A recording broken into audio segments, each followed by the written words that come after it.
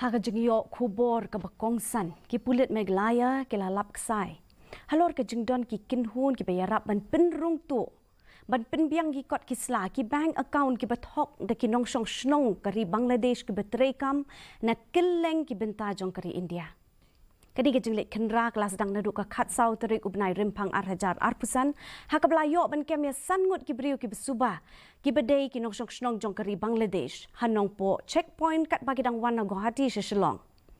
Nak jeng to okit yiki kapau bagi layo ki Aadhaar bat pan card Lyngba ki Kynhun ki basyalan BI bala lam da Sheikh Muhammad Mujib na Mumbai. Syuk ke jeng wat benyak kelap penpau ke jeng ki kamshon ki kot jeng itu ki bathok dah ke bapendon kam ki bank account haki kam thok pisa. So after their arrest we thoroughly examined them and during interrogation we came to know that most of them were coming from Mumbai, especially Navi Mumbai area.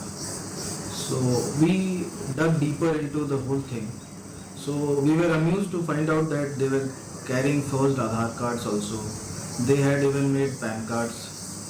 Some of them had bank accounts also. So after investigating the financial trail and other materials which we got slowly because of quick response from Income Tax Department, the concerned banks, and we identified 3 persons. In fact, 4 persons were identified.